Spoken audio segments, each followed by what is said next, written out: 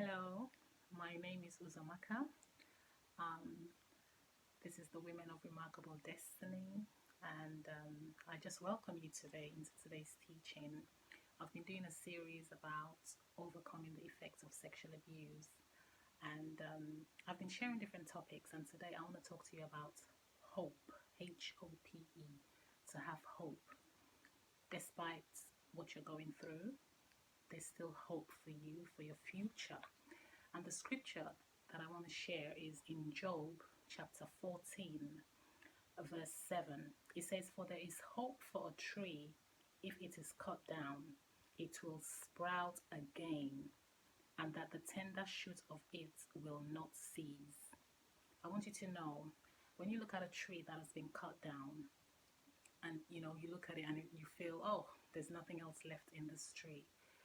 But after some times, after some years, that tree begins to grow again.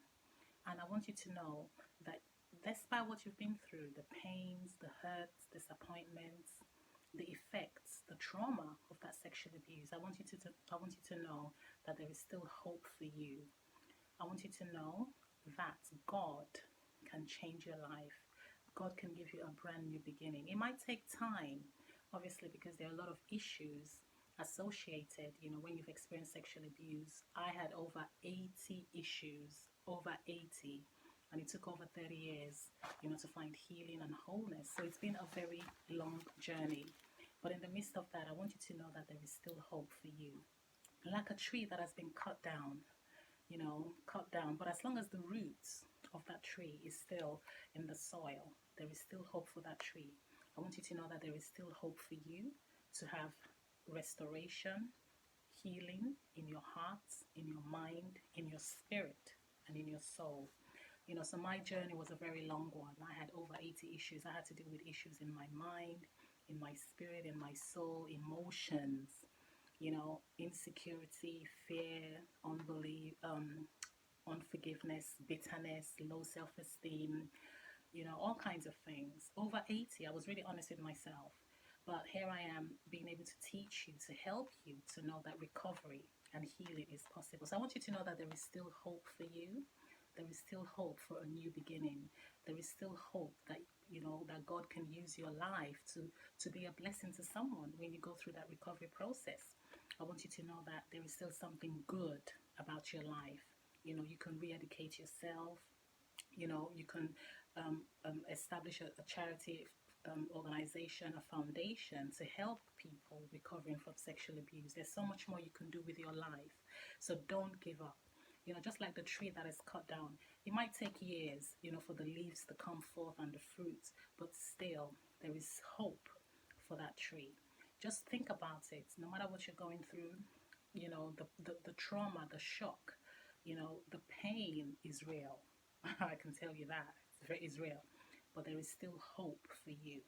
There is still hope. You can still have a new beginning. So, take it one day at a time. You wake up in the morning, it's a new day. You're alive. Thank God for something. You can see, you can walk, you can breathe. You have a home, you've got a job. Just look at the positive. Look at something good about your life. So in this scripture that I've shared, it's just telling you to let you know that there is still hope for you.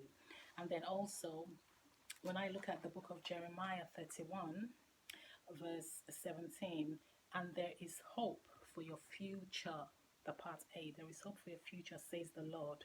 And it says, and your children shall come back to their own country. So you do have a bright future, despite the effects of being sexually abused. There is still something you can do. There is hope for your future. The pain is real, the nightmares are real, insomnia, trauma, all those things are real. But at the same time, there is a Jesus, King of Kings, the healer. He healed me. I didn't think I could be healed because I had so many issues, but Jesus healed me. And I want to let you know about this same Jesus that healed. It took, it's through the word, reading the Bible, studying, praying, and I began to find healing in my heart. I had a lot of questions. I questioned God, and I didn't think God loved me because of the being sexually abused as a child. But I found healing in the great healer, Jesus Christ. And there is still hope for your future. there is still hope for your future. There's something good that will still come out of from your life. I want you to be encouraged to know that there's something good that can still come out from your life. As when you begin to align yourself, you know, to the word of God, finding scriptures, healing scriptures, healing will begin to come in your heart, in your mind, in your spirit, in your emotions. And it's through Jesus Christ that I found healing and wholeness. And I let I say it's taken over 30 years. From time to time, there's certain things that would trigger, and I'm like, oh my gosh, where did that come from? And I still, pray, and I still say, Lord, I need healing, I need help. So this scripture I've shared, it says, and there is hope for your future. A year from now, you will be, by God's grace, better than where you are today. In 2 years' time, 3, 4, 5, through the healing process. It's a step-by-step process. If you're climbing a set of stairs, you can't be on the ground floor and you want to reach step 11. It's a step-by-step process. The healing process is a daily walk. For some people, it's a daily walk. It's every second, every minute, every hour, every day, every week, every month, every year. It's a daily walk. There is still hope. And there's a story about a king in the book of Daniel, King Nebuchadnezzar. He had this dream, and then, the way the dream was shown, that the tree was cut down. So he got to a stage in his life where he lost his throne for 7 years. He had mental issues for 7 good years. It's in the book of Daniel chapter 4. He had mental issues. I mean, serious. This was the king sitting on a throne, and suddenly he lost everything. But after 7 years of having mental illness, he was delivered, he was set free, and his throne was given back to him. So he lost it, but 7 years later, that throne was still waiting for him, and he became a king. He sat on his throne as the king, and he now acknowledged that God was the one that restored him. So, these are and that's a real life story. Even there's a story about Saul, King Saul. There are times that he had mental issues.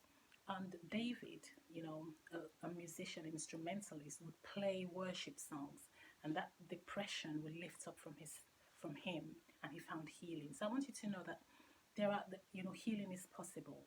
God loves you in spite of everything. I didn't think God loved me for many years. I was like, God loves me. Why would I have to go through all this trauma as a child? My innocence snatched from me. I had no choice. But I want you to know that the love of God is real. The love of Jesus is real. And there is hope for you. So don't give up. Don't think about taking your life. Do not commit suicide. It's not the option. Be strong. Be strong in the Lord. There's something good about your life. Think about your family. Think about, the future. You can help another young child. You can help, teenagers. You can speak to them, but you have to find healing first and recovery from yourself, for yourself. So look at the scriptures I've shared. In the book of Job, there is still hope if a tree has cut down. So look at yourself. Maybe you are a beautiful tree, flourishing, and suddenly sexual abuse came, rape, molestation, and you feel down, you feel discouraged. But despite that, find healing on a day-to-day basis. Don't give up. I went through a lot, all kinds of trauma, effects, and everything. But I chose not to give up, and I'm so glad that I didn't, because now I can teach you, I can help you, I can encourage you to say, look, if I was able to make it through the healing power of my Lord Jesus Christ, He can do the same thing for you. Open up your heart.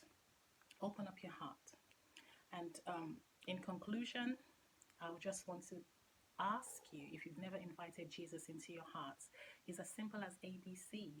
A, acknowledge that Jesus is the King of Kings, He's the Lord of Lords. B, you believe with your heart He died on the cross. C, you confess and just say, Lord Jesus, I invite you into my heart as Lord and Savior. I ask you to forgive me of my sins, and I ask you to cleanse me. I also ask you to heal me, my mind, my spirit, my soul, my body, my life. I want you to be Lord over my life. Help me during this period of healing that I'm going through. I believe that you're able to heal me and restore my life in Jesus' name. Father, I just want to thank you. I want to thank you for those that have listened to the simplicity of this message, letting them know that there is still hope.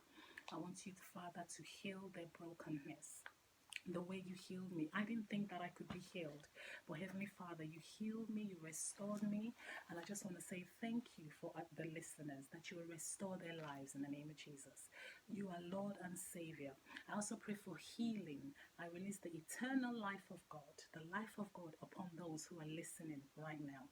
The same Jesus that died on the cross for our sins is the same Jesus that heals. And I say, Lord, let your healing power flow through the airwaves in the name of Jesus, your eternal life. And I say, be healed in the name of Jesus. Whether it's physical healing, emotional healing, whatever they be healed, receive your healing now in the name of Jesus. Father, I just say thank you. Thank you, Lord, for this great opportunity to speak to your children. As you did it for me, thank you for doing it for them. So don't forget, there is still hope. There is still hope in your life. You have a bright future. You have a bright future.